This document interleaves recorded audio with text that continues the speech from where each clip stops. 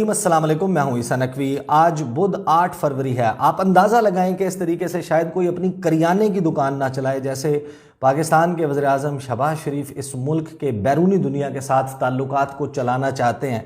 और फिर जाहिर है कि ये शर्मिंदा कर देने वाला दिन हमने देखना था। ऐलान कर दिया गया कि हम तुर्किया जा रहे हैं और तुर्किया जाने का मकसद यह है कि उनके साथ इंसानी हमदर्दी दिखाई जाएगी। ये बताया जाएगा कि हम आपके बहुत अच्छे दोस्त हैं, बरादर इस्लामी मुल्क हैं और हम मुश्किल की इस घड़ी में आपके साथ खड़े हैं। लेकिन ये जो काम किया गया इसके हवाले से मैं आपको ये भी बताऊंगा, आपके साथ वैसे तफसील में शेयर कर चुका हूं कि अभी आपको एम्बेरसमेंट हुई। एक इल प्लान्ड विजिट आपने अनाउंस किया, उसको पब्लिसाइज किया, इस्लामाबाद में छुट्टी का ऐलान कर दिया, बड़े बड़े बिल बोर्ड्स लगा दिए गए और तैयारियां कर ली गई कि मुत्तहिदा अरब अमारात के सदर मोहम्मद बिन ज़ैद वो भावलपुर में मौजूद थे, रहीम यार खान में शिकार के लिए वहाँ पर मौजूद थे और उन्होंने वहाँ से इस्लामाबाद का दौरा करना है। क्योंकि वो एक इल प्लान्ड विजिट था तो फिर वो पोस्टपोन हो गया, यानी 2 घंटे की गुंजाइश नहीं थी। और आपने ये कहा कि वेदर की वजह से, क्योंकि बारिश हो रही है, हालांकि फ़्लाइट्स लैंड की, वहाँ से भी मौसम ऐसा था कि परवाज़ हो सकती थी रहीम यार खान के हवाई अड्डे से, और इस्लामाबाद में भी उस टाइम पर फ़्लाइट्स लैंड की। लेकिन जाहिर है कि 15-20 मिनट का मार्जिन भी नहीं था और फिर जाहिर है कि वो विज़िट पोस्टपोन होना था। और अब तफसील ये है और बात ये की जा रही है कि पाकिस्तान के वज़ीर आज़म शहबाज शरीफ, जिन्होंने ये ऐलान किया था कि बड़े ताम झाम के साथ लाओ लश्कर लेकर पाकिस्तान के वज़ीर ख़ारजा भी जाएंगे, और ज़ाहिर है कि जब वज़ीर ख़ारजा और वज़ीर आज़म ने मूव करना है तो 1-2 काबीना के लोग वैसे ही वो कहते हैं कि जहाज़ जा रहा है, थोड़ा हम भी झूला खा रहे हैं, हम भी हुए हैं, हमारे लिए भी कोई पब्लिसिटी का इवेंट, पीआर इवेंट समझ के जाते हैं, आपको पता है। फिर स्टाफ भी साथ होता है। तो एक ऐसा मुल्क जो कि इस वक्त एक अपनी बदतरीन आफत से, कुदरती आफत से नबरदाजमा है। कुछ आदादो शुमार मैं आपके सामने रख दूं, फिर मैं आपको बताता हूँ how it is a miss carriage of diplomacy. इसके हवाले से ABN न्यूज़ पर जब मैंने अब्दुल बासित साहब के साथ अपना प्रोग्राम डिबेट एट 8 में जो गुफ्तगू की, जब आप वो सुनेंगे उस वक्त अंदाज़ा हो गया था कि ये काम होना है, इसी तरीके से होना है। आप क्या वहाँ पर आम लेने जा रहे हैं? आप डॉक्टर हैं, आप इंजीनियर हैं, आप स्ट्रक्चर्स को मूव करने की एबिलिटी रखते हैं कि आप वहाँ जाएंगे और अपने साथ कोई एक्सकेवेटर्स लेकर जाएंगे, ड्रिल मशीन लेकर जाएंगे, कटर्स लेकर जाएंगे और उनको काट कर मलबे तले दबे अफराद को वहाँ से निकालेंगे।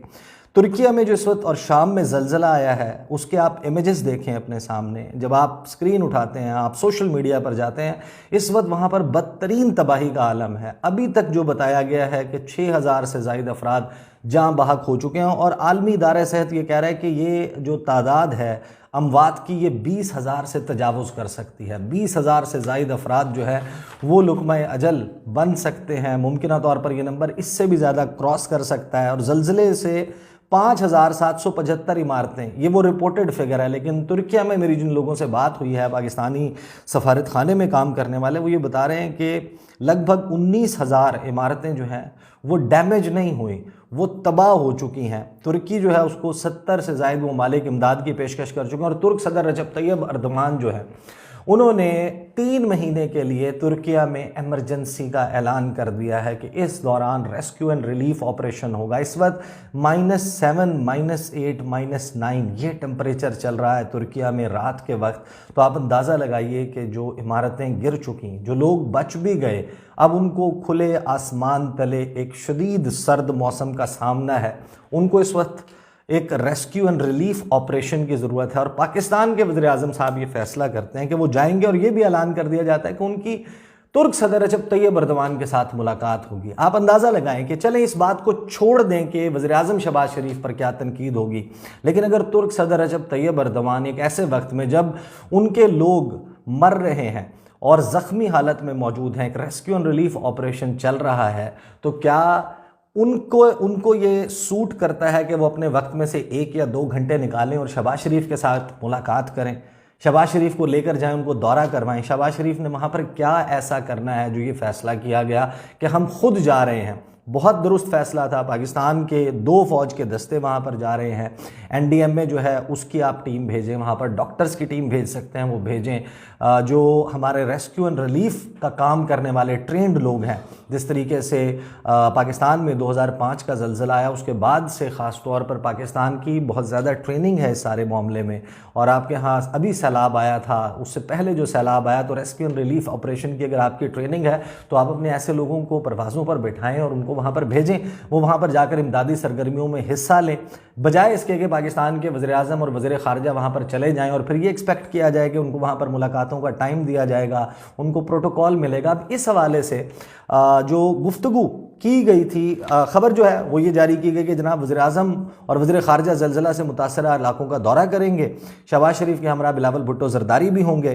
दौरे का मकसद मुसीबत की घड़ी में इजहार हमदर्दी करना है और आज सुबह उन्होंने अंकारा रवाना होना था, तैयब अर्दवान से मुलाकात करनी थी। ये ऐलान मरियम औरंगज़ेब साहिबा ने किया था और APC जो पाकिस्तान में दहशतगर्दी का मामला है उसको मौखर कर दिया गया कि वज़ीर-ए-आज़म क्योंकि तुर्किया जा रहे हैं लिहाजा APC मौखर की जा रही है और इत्तेहादियों के साथ मशावरत के बाद नई तारीख का ऐलान किया जाएगा। 30 जनवरी से तारीख जो है वो 8-9 जनवरी 9 जनवरी की फ़िक्स की गई और 9 वाली भी पोस्टपोन हो गई। ये वो मामलात होते हैं। अब्दुल बासित साहब के साथ जब मैंने इसके ऊपर बात की अपने प्रोग्राम में तो उन्होंने बताया कि इससे पहले जो है वो ज़लज़ला आया जब तुर्की में, उस वक्त पाकिस्तान में वो भी बदतरीन ज़लज़ला था और पाकिस्तान के वज़ीर-ए-आज़म थे नवाज़ शरीफ साहब। नवाज़ शरीफ साहब को उस वक्त एडवाइस किया गया हमारी एम्बेसी की तरफ से कि बराए मेहरबानी ये वक्त ऐसा नहीं है कि आप यहाँ पर ट्रैवल करें और इनके वो लोग जिन्होंने अपने यहाँ रेस्क्यू एंड रिलीफ ऑपरेशन को ओवरसी करना है, उसको देखना है, वो आपके साथ मुलाकातों में इंगेज हो जाएं। ज़ाहिर है कि घर आए मेहमान की इज़्ज़त करना जो है वो डिप्लोमेसी में, इंटरनेशनल डिप्लोमेसी में ये पॉसिबल नहीं है कि अगर आप वहाँ पर जाएँ, लैंड कर जाएँ फिर आपको कोई वहाँ पर रिसीव ना करे, लेकिन ये दुरुस्त बात नहीं है, ऐसा ना किया जाए। दूसरा आप अंदाज़ा लगाएं कि इस वक्त तुर्किया में और शाम में जिन इलाकों में ये ज़लज़ला आया था, जिन लोगों ने 2005 का पाकिस्तान का ज़लज़ला जिनकी याददाश्तों में महफूज है, उनको पता है कि जब ज़लज़ला आता है उसके बाद ज़मीन जो है वो उसके बाद फिर लरजती है, उनको आफ्टर शॉक्स कहा जाता है।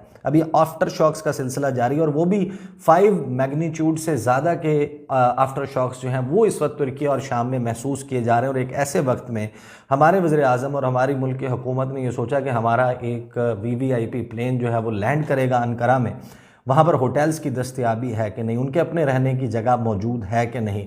तो अंकारा में इतनी तबाही नहीं हुई। तकरीबन 8 जिनको वो सूबे बोलते हैं, लेकिन जो 8 बड़े शहर हैं 8 से 10 उनके बारे में बताया जा रहा है कि वहाँ तो मलबे का ढेर है, मलिया मेट हो चुकी हैं, इमारतें गिर चुकी हैं, लोगों का कोई पुरसाने हाल नहीं है और वो अपनी रेस्क्यू रिलीफ और एमरजेंसी की सिचुएशन में उसके लिए इमदादी सरगर्मियाँ कर रहे हैं, तिब्बी इमदाद फराहम कर रहे हैं। और हमारे यहाँ एक्सपेक्टेशन ये है कि हम उठेंगे, उठकर जाएंगे और जाकर वहाँ पर ये कर लेंगे। तो अब हुआ यह है कि पाकिस्तान के वज़ीर-ए-आज़म का जो दौरा है वो मुलतवी हो गया और वज़ीर-ए-आज़म ऑफिस ये कहने की कोशिश कर रहा है कि जैसे वेदर की वजह से, मौसम की ख़राबी की वजह से ये दौरा नहीं हो पा रहा। मैंने इसके हवाले से फिर जो ज़ाहिर है कि आजकल तो बहुत आसान है, वेदर अपडेट्स चेक की। एक्यू वेदर जो है वो हमें बता रहा है कि इस्लामाबाद का वेदर जो है वो कल बिल्कुल ठीक है, उसमें कोई मसला नहीं है कि उसमें परवाज़ें यहाँ से जो है वो जहाज़ परवाज़ नहीं कर सकता, बिल्कुल दुरुस्त बताई जा रही है। जो इस्लामाबाद एयरपोर्ट पर अराइवल का और डिपार्चर का शेड्यूल है उसमें किसी फ़्लाइट का शेड्यूल जो है वो अभी तक मुतासर हुआ हुआ दिखाई नहीं दे रहा। इसी तरीके से मैंने अंकारा का फिर वेदर चेक किया। अंकारा में शदीद सर्दी है, पार्टली क्लाउडी ज़रूर है, लेकिन अंकारा में कोई ऐसी आपको सूरत नज़र नहीं आती कि जहाँ पर आपको वेदर कंडीशन जो है वो दिखाई जा रही हो कि जिसमें थंडर स्टॉर्म हो, हेल स्टॉर्म हो, तूफ़ानी कैफियत हो, कोई बहुत ज़्यादा हवा की रफ्तार हो जिसकी वजह से तैयारा वहाँ लैंड नहीं कर सकता। तो ये वंस अगेन ये बैड प्लानिंग है, जैसे आपने बिल्कुल उस वक्त किया था जब आपने बैडली इल प्लान विजिट जो है वो UAE के प्रेसिडेंट का अनाउंस किया। और ये हर चीज़ को PR के इवेंट के तौर पर कि आप प्ले टू द गैलरी, लोगों को लगे तस्वीरें छपें। शहबाज शरीफ साहब को अब वो जो मोड थी उनकी चीफ मिनिस्टर पंजाब की, उससे बाहर निकल आना चाहिए। आपके जो इक़्तिदार है उसके ऊपर बहुत सारे लोग सवालात उठाते हैं, लेकिन आप पाकिस्तान के वज़ीर-ए-आज़म हैं, आप चीफ मिनिस्टर पंजाब नहीं हैं। लाहौर में बारिश नहीं हुई, लक्ष्मी चौक पर पानी नहीं खड़ा कि आप लॉन्ग बूट पहनेंगे, एक आपके साथ अफसर छाता उठा के खड़ा होगा, आप वहाँ पर पहुँच जाएंगे, फिर आप ऐसे अपने इशारे करते हुए तस्वीर उतरवाएंगे, तस्वीर अखबार में छपेंगी, वो विजुअल्स चलेंगे TV पर और बल्ले बल्ले हो जाएगी कि क्या एडमिनिस्ट्रेटर पाया है हमने। तो शहबाज शरीफ साहब का जो विज़िट है वो मुलतवी हुआ है अगरचे तो वो मनसूख हो गया है, होना था आज वो नहीं हो रहा, लेकिन आपने जब भी जाना है आप उस वक्त जाएं, ज़रूर हमदर्दी का इजहार करें, जितनी मदद कर सकते हैं अपने जो तुर्किया के अवाम हैं उनकी, शाम के अवाम की, वहाँ पर रेस्क्यू एंड रिलीफ टीमें ज़रूर भेजें, लेकिन अभी इस वक्त उन्हें जिस चीज़ की ज़रूरत है वो करें, वहाँ जाकर उनका वक्त बर्बाद मत करें। These are the details. अगली वीडियो में मुलाकात होगी, मुझे इजाज़त दीजिए, अल्लाह हाफिज़।